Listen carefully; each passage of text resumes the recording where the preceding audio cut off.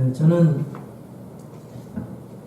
지난 추수감사절을 맞이해서 오래간만에 집에서 가족들과 함께 좋은 감사의 시간들을 보냈습니다. 파이어 피트를 사가지고 그 집 뒷뜰에서 캠프 파이어 불을 피우면서 불이 꺼질 때까지 제가 그동안에 이렇게 지내온 거 생각하면서 하나님의 은혜를 묵상하면서 또 주님께 감사하는 그런 시간을 제 나름대로 또 가족들과 함께 보냈습니다. 여러분 추수감사절 잘 보냈습니까? 제가 오늘 그 하나님 말씀을 자기 자랑에서 하나님 은혜로 이렇게 이런 제목으로 말씀을 선포하겠습니다. 자기 자랑이라는 거하고 하나님 은혜는 정반대의 개념이고, 특별히 이제 자랑이란 말이 고린도후서 11장과 12장에 계속 자랑이라는 단어가 많이 나오고 있습니다. 그 자기 자랑이라는 그 말은 거짓 교사들에 대해서 이렇게 자기 자랑이라는 말을 쓰고 있습니다. 사도 바울은 여기 자랑이라는 말을 하고 있지만은 마지못해서 하는 자랑, 어쩔 수 없이 그 거짓 교사들이 자랑하는 것에 대해서 반박하는 그런 자랑, 이러한 자랑을 지금 하고 있습니다. 그래서 이 거짓 교사들의 자랑은 상당히 그 자기를 높이는 자랑이고, 사도 바울을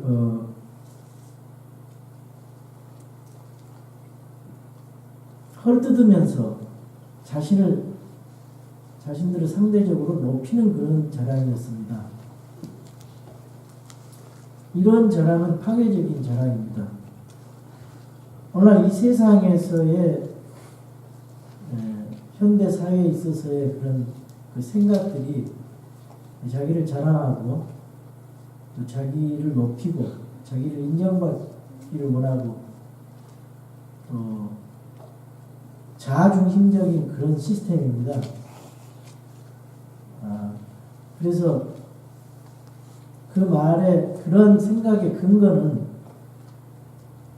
디모데 후서 3장 2절에 말세가 되면은 사람들이 자기를 사랑한다는 거예요. 그래서 이기적인 생각으로 자기 자신의 자아를 숭배하고 이러한 생각들이 이제 자리 잡고 있습니다. 근데 이제 이런 세상적인 생각들이 교회 안에도 들어와서 그렇게 다를 바 없습니다. 교회도. 근데 성경은 뭐라고 말씀하시냐면은 너희가 나를 따라오려거든 자기를 부인하고 자기 십자가를 지고 나를 따라오라고 성경은 말씀합니다. 그래서 이 자기 부인이 상당히 어렵습니다. 자기 부인이 돼야 예수 그리스도가 나의 주인이 되어서 주님을 높이게 되고 하나님의 은혜를 체험하게 됩니다.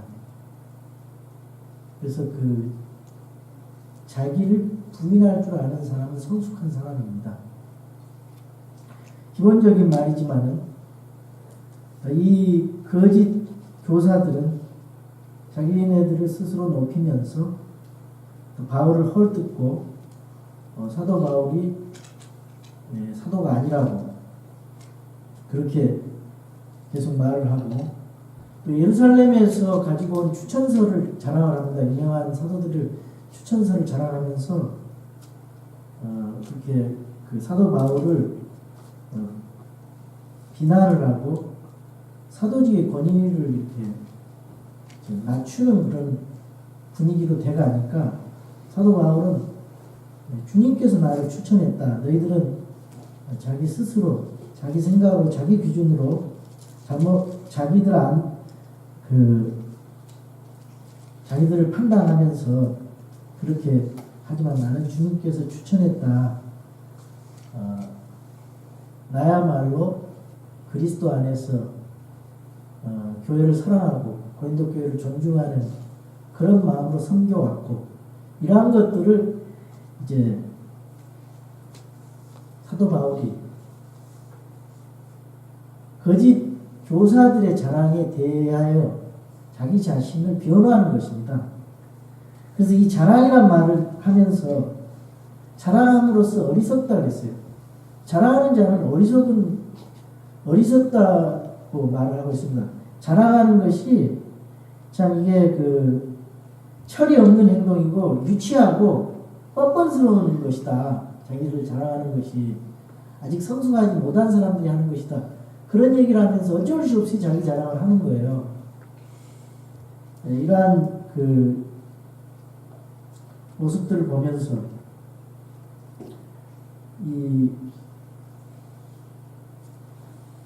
자기를 드러나게 분량받게 자랑을 하고 생색을 내는 그런 위선적인 자랑에 대해서 사도 바울은 내가 어떻게 주님을 섬기고 얼마나 신실하게 주님 사역에 대해서 수고했는가, 이러한 것을 육체적인 고난을 통해서 한 자랑을 지금 어쩔 수 없이 이제 하는 것입니다. 육체적인 그런 육체를 따라서 자랑하니까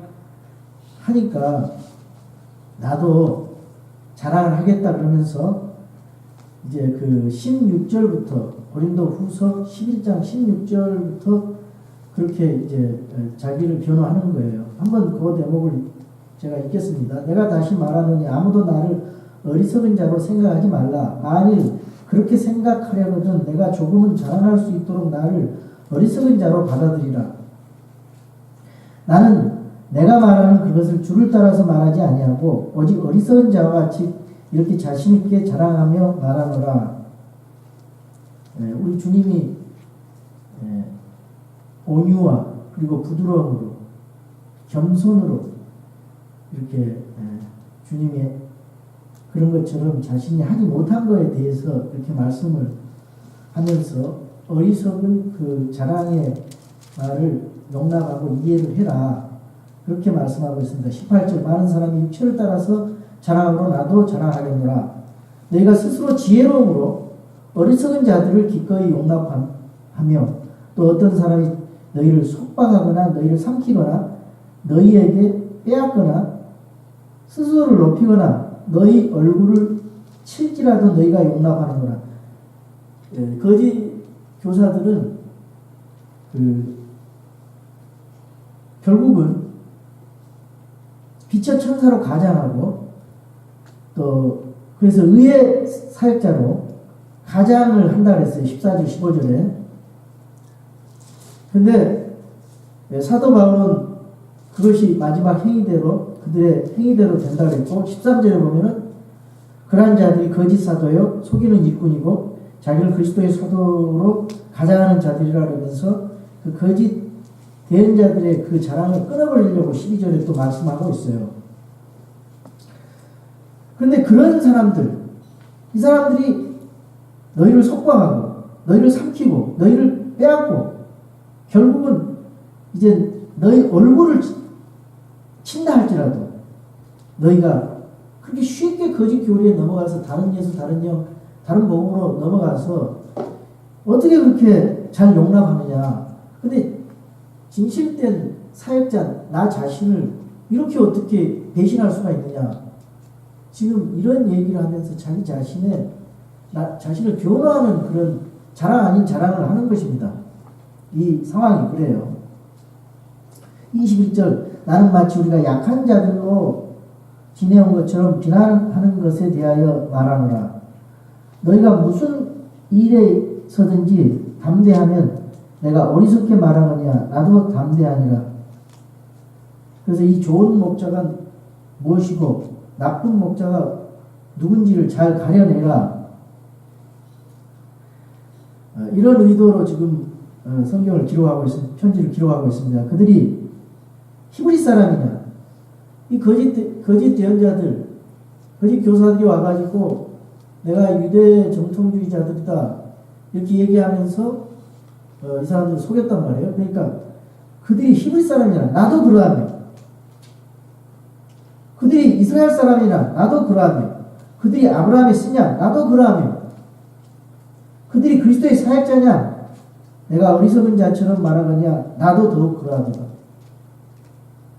다 사도 바울은 그들이 가지고 있는 것, 그들이 가지고 다 경험했던 것들 다 경험했다 이 말이죠. 유대교에 있을 때 가말리엘의 선생이고 그 선생 가말리엘 선생의 그 제자로서 가장 좋은 교육을 받았고 그 당시로서는 석학이었어요. 베냐민 지파였고 히브리인 중에 히브리인이고 육체적인 그런 자랑을 하는 것입니다. 그러면서 그 자랑은 자신의 연약함을 자랑했어요. 주님을 위해서 그 거짓 교사들은 이러한 자랑을 할 수가 없죠. 좋은 대접만 받으니까.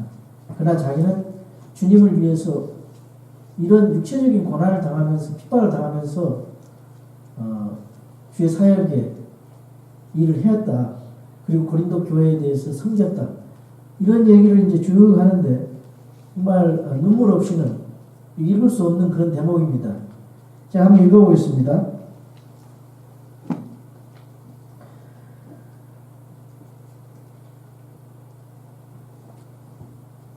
내가 수고를 더욱 넘치도록 하고 매도 지나치게 맞고 감옥에 또 더 자주 갇히고 여러분 죽을 뻔하였으나 내가 유대인들로부터 마흔에서 하나 뺀 매를 5번 맞았으며 40회를 맞으면요 그 죄인이 승리하는 걸로 그렇게 생각을 했습니다. 그래서 그 중에 하나를 뺀 39대를 이제 때리는 거예요. 그래서 195대의 퇴장을 받았습니다.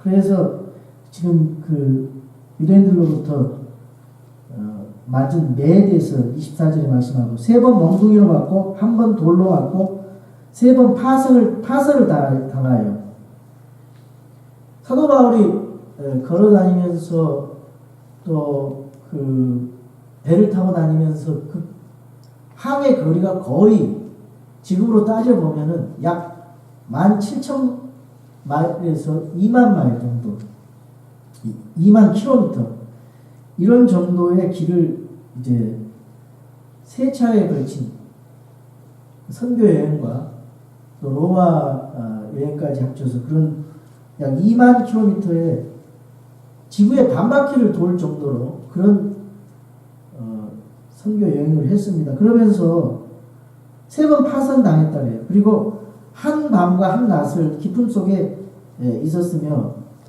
자주 여행하면서 물들의 위험,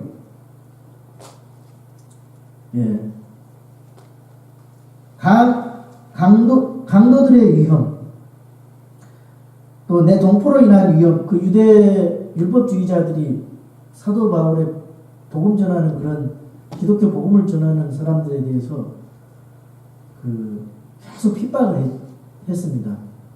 그래서 사도 바울이 과거에 교회 성도들을 예루살렘 공회의 그런 서류를 가지고 잡아다가 핍박을 하고 박해를 가하고 죽이기도 하고 이런 일을 했단 말이에요. 왜 그러냐면 유대교의 그런 어떤 기득권이 손상이 되니까 그걸 수호하기 위해서 그렇게 종교적인 핍박을 유대교에서 가한 것입니다. 그리고 내 동포 유대인들로부터의 위험도 있었고 또 이교도들로 인한 위험과 도시에서의 위험과 광야에서의 위험과 바다에서의 위험과 거리 형제들 가운데서의 위험을 당하였고 또 지치고 아프고 여러 번 밤을 새우고 굶주리고 목마르고 여러 번 금식하고 추위를 당하고 헐벗었노라.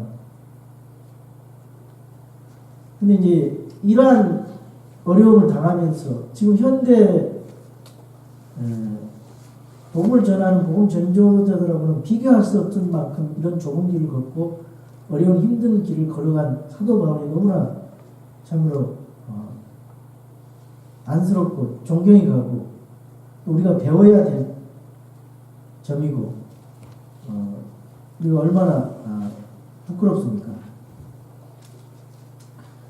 사도 바울이 이렇게 한 것은 28절의 말씀이에요.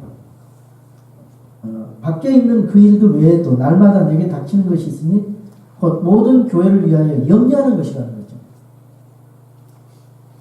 그러면서도 내적으로는 이 교회들을 위해서 염려했습니다. 참 목자의 진심 어린 마음이 들어있어요.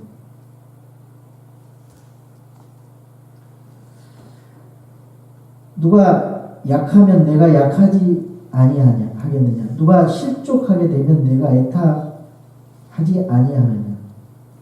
약한 성도들이 이제 실족하고 넘어지고 이러한 것에 대해서 정말 사도 바울은 목자의 어머니와 같은 부모의 심정으로 성도들이 약한 것에 대해서 염려하고 실족한 것에 대해서 염려하고 교회를 거룩한 근심을 한 것입니다. 30절 내가 어쩔 수 없이 자랑해야 한다면 나의 연약한 것들과 관련 있는 것들을 자랑하리라. 연약한 것들을 자랑했다고 했습니다. 사도 바울의 그 복음 선포와 이 목회에 대한 그 성도들이 염려하는 것은 사도행전 20장에도 이렇게 아주 잘 나와 있는데요. 제가 20장 20절부터 한번 읽어드리겠습니다. 내가 온전히 겸손의 마음과 많은 눈물과 또 숨어서 기다리는 유대인들로 말미암아 자기를 핍박하기 위해서 유대인들을 피해서 내게 닥친 시험들과 더불어 주를 섬기며 너에게 유익한 것은 어떤 것도 숨기지 아니하고 사도 바울은 참 목자로서 굉장히 투명하게 목회를 한 것을 알 수가 있어요. 숨기지 아니하고 모든 것을 투명하게 섬겼습니다. 두 마음 품지 않고 내게 닥친 시험들과 더불어 주를 섬기며 너희에게 유익한 것은 어떤 것도 숨기지 아니하고 너희에게 보여주며 공중 앞에서 또 집에서 집으로 다니며 너희를 가르치고 많은 그 박해가 있고 핍박이 있기 때문에 집에서 집으로 다니면서 복음을 전하고 진리를 가르쳤습니다.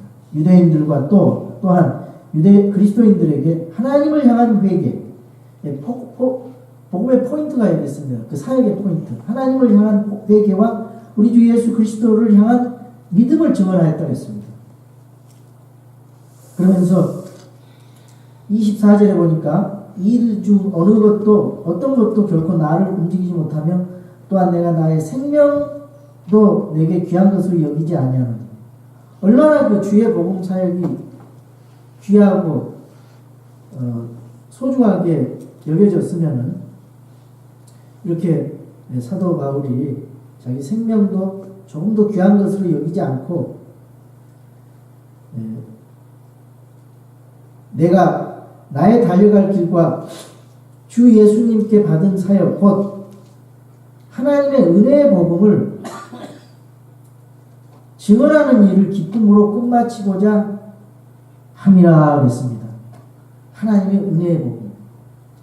오늘 하나님께서 말씀하시는 그 하나님의 은혜의 복음은 교회 시대에 전하는 복음입니다. 오직 믿음, 오직 예수 그리스도, 오직 은혜로 말미암아 받은 구원, 이와 같은 은혜의 복음을 증언한 일을 기쁨으로 끝마치고자 했다고 했습니다. 말로 형용할 수 없는 그런 고통과 고난 가운데서도 사도 바울은 이 일이 너무나 귀하기 때문에 하나님의 은혜의 복음을 증언한 일에 기쁨으로 끝마치고자 해서 자기 자신을 고스란히 촛불이 타면서 자기가 희생함으로써 빛을 발하는 것처럼 관제와 같이 완전히 자기 육체가 타서 없어질 정도로 달아 없어질 정도로 주의 복음 사역에 희생하고 헌신했던 모습을 알 수가 있습니다. 그러면서 사도 바울이 전한 것은 하나님의 왕국을 선포했다고 했어요. 예수 그리스도의 부활을 선포했습니다. 그리고 예수님께서 28절에 그러므로 너희 자신과 온 양떼에게 주의를 기울이라. 성령님께서 너희를 그들의 감독자로 삼아서 하나님의 교회 곧 그분께서 자신의 피로 사신 교회를 먹이게 하셨느니라.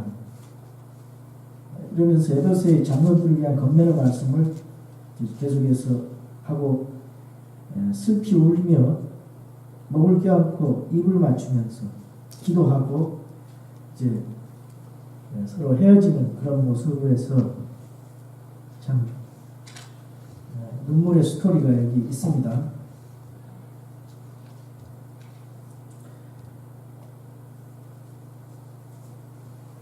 이러한 그 상황 속에서 사도 바울이 31절에 11장 31절에 영원토록 찬송받으신 하나님 곧 우리 주 예수 그리스도의 아버지께서 내가 거짓말을 하지 아니한 것을 아시느니라.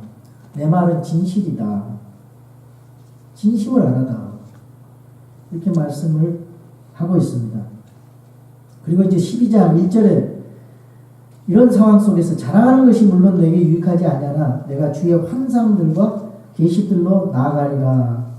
이들가 육체적인 자랑에 대해서 육체적인 그런 자신이 당한 그런 경험들을 얘기했습니다. 그러면서 이제 12장에 가서는 그 자신이 셋째 하늘의 환상을 본 것을 이제 어쩔 수 없이 자랑을 하고 있습니다. 정말 이 고린도 교회의 문제를 해결할 방법은 내가 이렇게 이 셋째 하늘 환상 본 것은 말하는 것이 금지되어 있지만은 이것을 교회가 문제 해결이 되고 유익이 된다면은 이 자랑을 할 수 없이 해야 되겠다 그런 마음에서 말씀을 하는 거예요. 영적인 그런 자랑을. 여기 이제 좀 특이한 것이 사도 바울은 자기라고 말하지 않고 이 자기를 낮추기 위해서 3인칭으로 자신을 표현한 것을 알 수가 있습니다. 이것은 바로 하나님께서 주신 그 영광, 그 셋째 하늘의 그 말할 수 없는, 표현할 수 없는 그 영광을 보고 나서 그것이 이제 그 말하는 것이 금해졌지만은 이 고린도 교회가 하도 거짓 교사들을 따라가고 그 사람들의 자랑에 놀아나고 하니까 사도 바울이 어쩔 수 없이 마지못해서 하는 이런 자랑 속에서 이 주의 환상들과 계시들, 사도 바울은 엄청나게 많은 환상들을 받았습니다. 계시들을 받았습니다. 사도행전에 보면은 9장, 22장, 16장, 18장, 23장, 27장, 또 에베소서 3장 이런 데 보면은요, 사도 바울이 많은 환상과 계시들을 받았어요. 그래서 그것을 다 성경으로 기록을 했습니다.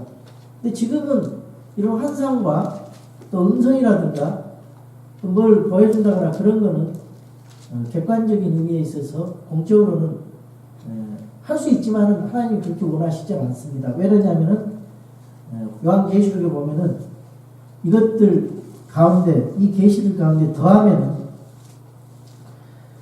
안 된다고 했어요. 요한계시록 22장 18절에 내가 이 책의 대언의 말씀들을 듣는 모든 사람이 증언하노니 만일 어떤 사람이 이것들에다 더하면 하나님께서 이 책에 기록된 재앙들을 그에게 더하실 것이요 만일 어떤 사람이 이 대언의 책의 말씀들에서 빼면 하나님께서 생명책과 거룩한 도시와 이 책에 기록된 것들로부터 그의 부분을 빼시리라.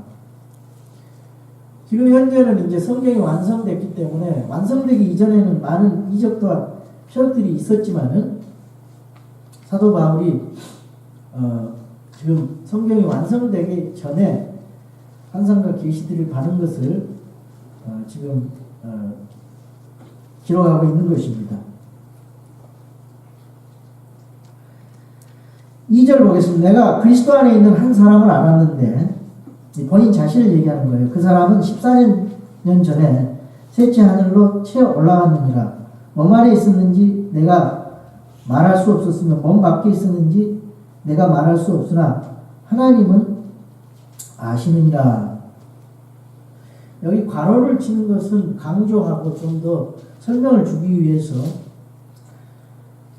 우리 그 번역자들이, 킹제임스 번역자들이 괄호를 쳐놓은 것입니다. 여기 보면은 14년 전에 당한 그 사건이에요. 이거는 사도행전 14장 8절에서 19절에 보면은요, 이고니안, 더베, 루스트라 이런 그 터키 지역, 내륙 지역을 이제 방문하면서 사도 바울이 이제 거기에서 돌에 맞아서 거의 죽을 뻔했습니다. 그래가지고 그 당시에 이제 하늘에 갔어요. 하늘로 갔어요. 몸은 육체는 있지만은 이제 그 영과 혼이 하늘로 가서 그걸 본 거예요. 하늘의 그 셋째 하늘의 모습을 봤습니다. 유대인들의 하늘의 개념은요, 성경의 하늘의 개념은 세 가지로 나누고 있습니다. 첫째 하늘은 눈에 보이는 날아다니는 이 스카이입니다. 그 다음에 둘째 하늘은 해, 달, 별이 있는 행성, 그걸 둘째 하늘이라고 말하고, 이 셋째 하늘은 둘째 하늘과 셋째 하늘 사이에 그 큰 물층이 있습니다. 기쁨이라고 하는데, 그걸 뛰어넘는 하나님의 왕자가 계시는 북쪽 지방에, 북쪽 위치에 있거든요. 성경에 보면은 하나님의 왕자는 북쪽에 위치하고 계신다 그래요. 그 해달 별들의 그 세계 우주 전체를 넘어서 저 북쪽 먼 곳에 하나님이 왕자가 있어요. 그게 셋째 하늘입니다. 거기에 이제 수정같이 맑은 유리바다, 그 기쁨의 표면을 얼어붙었다 그러잖아요. 거기서 이제 백보자 심판이 있게 될 것입니다. 성경을 종합하면 그런 얘기가 됩니다. 자, 그래서 그 셋째 하늘의 그 아름다운 모습들을 에스겔서 1장이라든가 요한계시록 4장, 5장에서 그걸 그대로 본 모습을 보고 있어요. 이사야도 6장에서 보고 있어요. 하나님의 그 영광스러운 글로리, 그 영광스러운 셋째 하늘의 모습들을 그대로 적고 있어요. 우리가 갈 곳입니다. 우리 예수님께서 공중에 강림하시면 그대로 셋째 하늘로 우리가 휴거돼서 채워 올라가게 됩니다. 우리가 다 경험할 거예요. 근데 우리는 보지 않고 믿는 것이 더 복되다 그랬기 때문에, 그리고 보이는 것은 잠깐이요 보이지 않는 것은 영원하다 그랬고, 보지 않는 것으로 걷는다 그랬잖아요. 고린도후서 5장 7절에 보면은 우리는 믿음으로 걷고 보는 것으로 걷지 아니한다. 보지 않는 것을 믿는 것이 믿음입니다. 보는 것을 믿는 것은 믿음이 아니에요. 그래서 히브리서 11장에서도 보면은 믿음은 뭐라 그랬어요? 바라는 것들의 실체여 보이지 않는 것들의 증거니. 여러분, 이 믿음의 길은 좁은 길이고요, 희생의 길이고 헌신의 길이고, 그래서 이 땅에서의 그 크로스, 십자가의 길, 이 땅에서의 고난이 있어야 나중에 크라운, 상이 있는 것입니다. 그래서 노 크로스 노 크라운이라는 말이 있어요. 그리고 우리 디모데 후서에 보면요, 예수님을 믿으면 만사 형통이고 그런 말이 아니에요. 예수님을 믿는 사람은 진리대로 걸으면은 고난이 따른다 그랬어요. 디모데 후서 3장 12절입니다. 참으로 그리스도 예수님 안에서 하나님 뜻대로 살고자 하는 모든 자는 하나님 뜻대로 살고자 하는 모든 자는 핍박을 받을 터이나 그랬어요. 악한 자들과 유혹하는 자들은 점점 더 악화해서 속이기도 하고 속기도 하리라. 그러나 너는 배워서 확신하게 된 것들 안에 거하라. 내가 그것들을 누구에서 배운 줄 알며 또 어린아이 때부터 내가 거룩한 성경 기록들을 알았나니 그것들은 능히 너를 지혜롭게 하며 그리스도 예수님 안에 있는 믿음을 통해 구원에 이르게 하느니라. 모든 성경 기록은 하나님의 영광으로 주신 것으로 제일 처음에 성경을 주신 목적이 교리입니다. 바이블 닥트린. 그리고 책망과 바로잡음과 의로 교육하기에 유익하니 이것은 하나님의 사람이 완전하게 되어 모든 선한 일에 철저히 갖춰지게 하려 합니다. 그러니까 우리가 교리가 확립되지 않으면 어떤 어려움이 올 때 금방 넘어지죠. 그러니까 바이블 닥트린으로 확립이 되어 있는 사람은 어떤 어려움이 오더라도 믿음의 닻을 하나님 말씀에 두기 때문에 우리 감정이라든가 세상의 어떤 것에 두지 않고 하나님 말씀에 두기 때문에 흔들리지 않습니다. 그래서 사도 바울은 이러한 믿음이 있었기 때문에 이러한 계시를 많이 받고 하나님의 그런 은혜를 받은 사람이기 때문에 어려움이 와도 이와 같이 11장 22절에서 27절의 그런 고난을 너끈하게 받으면서 복음을 전할 수가 있었던 것이죠. 그 사도 바울의 이런 복음 전파로 인해서 오늘날 우리들에게까지 복음이 내려온 것이 얼마나 감사합니까? 그 셋째 하늘의 그 영광스러운 모습을 이제 봤습니다. 4절 그가 낙원으로 치러 올라가서 말할 수 없는 말들을 들었는데 사람이 그것들을 말하는 것은 법에 어긋나니라. 이거 말하지 말라 그랬어요. 하나님께서. 천사들의 말을 들을 수도 있고 하나님의 말씀을 들을 수도 있고 하여튼 그 천상에서 그 낙원에서 벌어지는 그 놀라운 그런 모습들. 구약시대의 낙원은 예수님 십자가 이전의 낙원은 어디였었습니까? 이 땅 속에 있었어요. 땅 속에. 누가복음 16장에 부자와 거지 나사로의 그런 그 실화의 얘기를 지금 예수님이 하시잖아요. 그 낙원에 사람들이 거기 안에 낙원에는 구약시대 십자가 이전에는 땅 속에 낙원이 있었어요. 그리고 구렁텅이가 있었고 그 다음에 또 그 지옥이 있었습니다. 그래서 볼 수가 있었어요, 서로. 그래서 이제 그 지옥에 있는 부자가 구렁이를 사이에 두고 아브라함 품 속에 있는 나사로를 보고 우리에게 5 형제가 있으니 모세와 대언자들을 보내가지고 좀 복음을 전해달라. 그러니까 뭐라 그랬어요?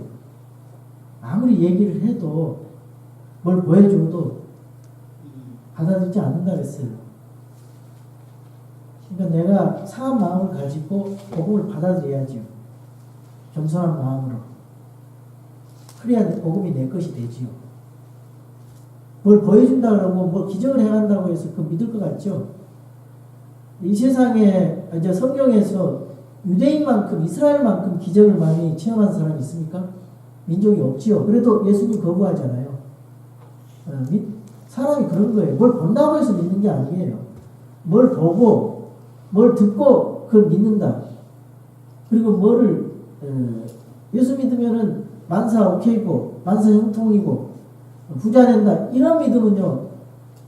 성경에 가르친 복음이 아니에요. 그건 믿음이 아닙니다. 이런 거 하나님 말씀으로 다 씻어내야 돼요. 믿음이 변질되어 버렸잖아요. 그 예수님께서 십자가에서 이제 죽으시고 낙원에 내려가셨어요. 강도도 만났어요. 낙원에 가서 베드로서에 나오는 옥에 있는 영들에게 선포하셨잖아요. 내가 십자가의 구속 사역을 다 완성했다. 그러면서 낙원에 있는 그 옥에 있는 영들은 그 타타루스라고 하는 영들이 그 노아 시대 때 사람의 아들로서 그 자기 처소를 떠난 자들이 가 있는 그 타타루스라고 하는 곳에 가서 거기에서 선포했어요. 그걸 가지고 뭐 죽은 뒤에도 복음 선포를 하면은 사람이 연옥에 있는 것이 또 뭐 지옥에 있는 사람들이 연옥으로 간다. 이런 잘못된 그런 교리를 퍼뜨린 구절이기도 한데 그런 의미가 아닙니다. 내가 십자가에서 구속사역을 완성해서 그걸 선포했다고. 그것을 이제 알려줬어요. 이거 예수님께서 사망과 지옥의 열쇠를 가진 분이에요. 계시록에 보면은. 그래서 그 열쇠를 가지고 이 세상의 모든 죄를 지옥에다가 문을 잠가버렸어요.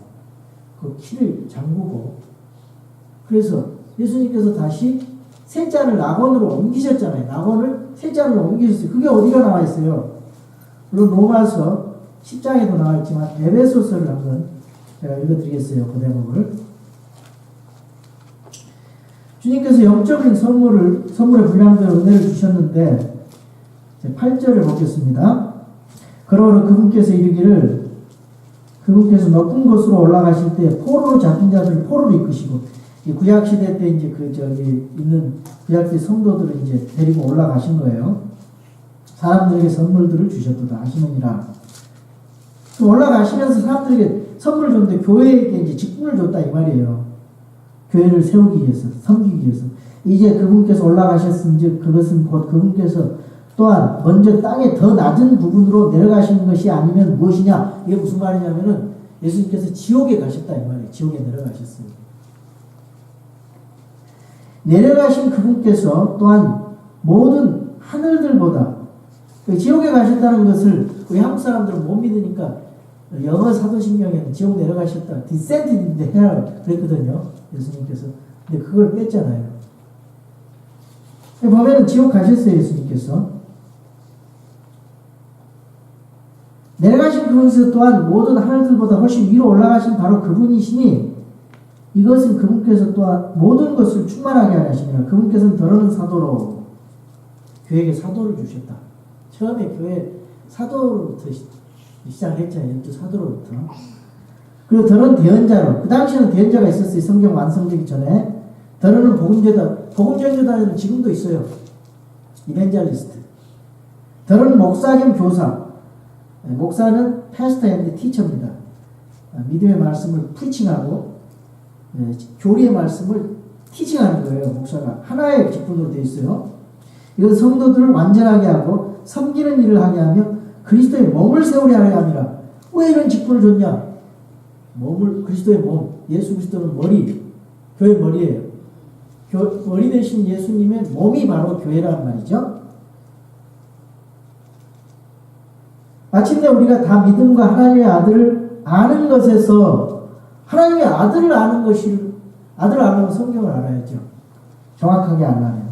하나님을 오해하면 안 돼요. 성경 하나님을 알아야 됩니다. 성경의 예수님을 알아야 돼요. 하나가 돼요. 완전한 사람이 이르고 그리스도의 충만하심에 장성한 분량에까지 이르니라. 우리가 성경을 잘 배우고 공부하면은 우리가 신부로서 예수님 만날 때 예수님이 생각하는 거하고 우리하고 일치되게, 그런 정도로 예수님 마음에 맞게 우리 마음을 성경 말씀에서 배워서 예수님 하신 말씀을 우리 신랑의 마음에 맞춰야 돼요. 지금 그것이 교회 시대입니다.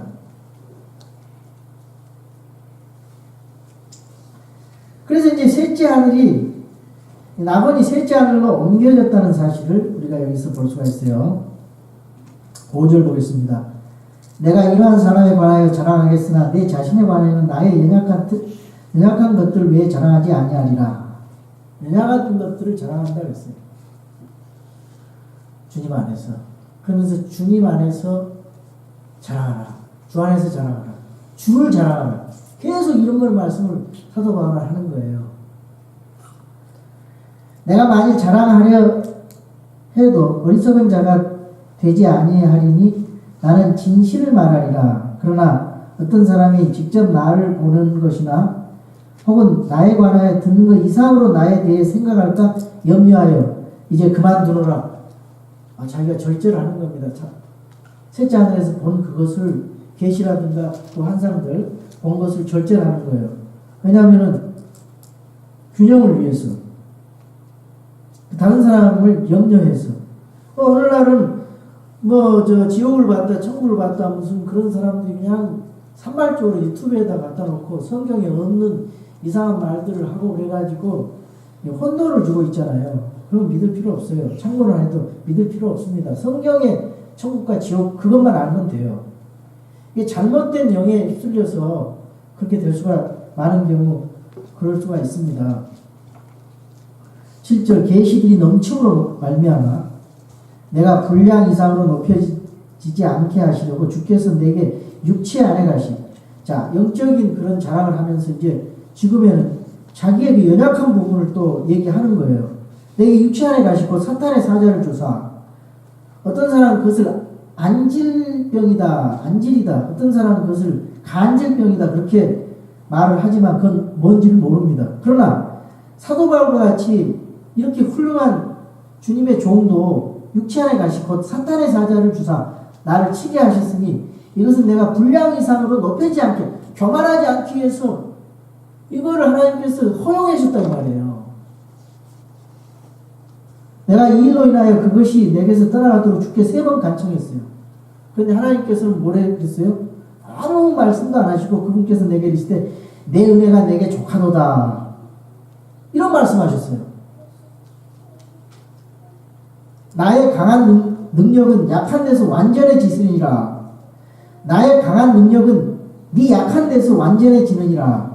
이렇게 말씀을 하시고는 주님이 그렇게 말씀하시고 끝 마치셔버리니까 더 이상 뭔 얘기를 할 수가 없었어요. 내 은혜가 내게 족하다. 내 은혜가 주님의 은혜가 너 바울에게 족하다. 이런 말씀하세요. 나의 예수님의 강한 능력은 그 바울의 약한 데서 약한 가운데서 완전해진다. 이 말씀이에요.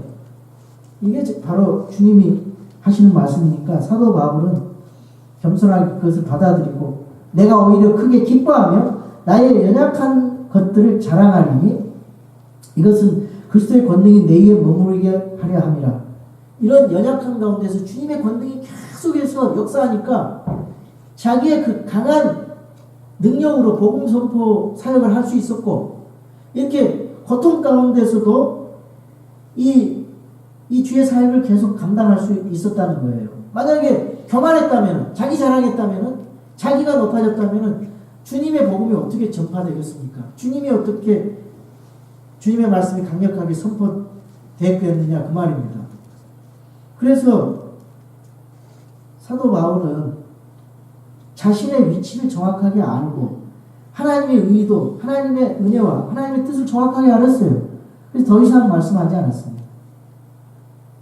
그러면서 10절에 그러므로 내가 그리스도로 인하여 연약한 것들과 그죠? 그리스도로 인하여 연약한 것들과 시험과 궁핍과 핍박과 고난 당하는 것을 어떻게 했어요? 기뻐한다 그랬어요. 정말 위대한 사역자지요. 위대한 종입니다. 위대한 바울입니다. 그러면서 내가 약할 때 그때 내가 강하니라. 여러분 내 안에 내가 강하면은 주님의 말씀이 권능 있게 선포가 안 돼요. 내가 약할 때 주님의 말씀이 강하게 드러나고 그래서 침례자 요한은 그랬어요. 주님은 흥해야 되고 나는 쇠해야 된다. 이런 고백을 했잖아요. 오늘 저희들은 이 사도 바울을 통해서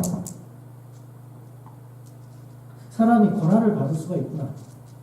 믿는 사람이든 믿지 않는 사람이든. 고난의 원인은 사람이기 때문에 생로병사가 있기 때문에 받는 고난이구나. 또 어떤 경우는 주님을 대적함으로 받는 고난도 있었어요. 다윗과 같은 사람들은. 또 어떤 경우는 인격적인 성장을 통해서. 어떤 경우는 그런 죄 때문에.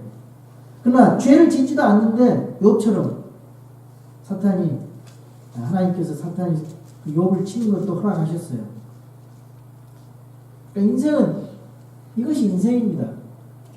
우리가 하나님 앞에 이러한 일이 있다 할지라도 기쁨으로 원망불평하지 말고 겸손하게 우리가 잘 하다 보면 하나님께서 은혜를 주십니다. 그 은혜 가운데서 그 은혜에 감사하면은 원망과 불평이 나오지 않게 되고 하나님의 은혜 속에서 자신의 인격이 성숙해 가지는 것을 볼 수가 있어요. 그리스도인들은요, 내가 예수님 믿는다고 해서 어려움이 없어지는 거 아닙니다. 계속 그 어려움과 고난은 지속되지만은 그 어려움을 어떻게 우리가 극복할 수 있는가? 그것이 세상 사람과 다른 거예요. 그 어려움을 어려움으로 느끼느냐? 그 환경과 어려움보다 크신 주님을 의지하면서 위대하신 주님을 보면서 그 그 속에서 평안과 기쁨을 누리면서 세상을 살아가는 것, 그겁니다. 그것이 우리에게 복이 되고 은혜가 되고 주님께 기쁨이 되는 것이죠. 여러분들이 어떤 어려움과 고난이 온다 할지라도 절대로 주님을 원망하시면 안 돼요. 모든 것에 감사하라고 했잖아요. 하나님의 은혜를 받은 복을 세어보라고 했어요. Count your blessings. 그래서 감사의 계절에 여러분이 받은 은혜를 세어보세요. 어려운 이민생활 하시지만 참 고통스럽습니다. 세상 살아가기. 그러나 그런 가운데서 주님이 함께 하신 그 은혜, 주님이 주신 그 일들을 생각해 보면서 내가 받은 그 은혜를 또 내가 받은 복을 세어보는 여러분 되기를 바랍니다. 내 은혜가 내게 족하다 이런 말씀, 그리고 하나님의 은혜를 생각하면서 감사할 줄 아는 저와 여러분 되기를 바랍니다. 그럴 때 우리에게 복이 되는 것입니다. 유익이 되는 것입니다. 꼭 그렇게 믿음 생활하는 저와 여러분이 됩시다. 다 같이 일어나셔서 찬송가 41장 찬송가를 펴시고 이 시간 피아노 반주에 맞춰서 그동안 내가 하나님 앞에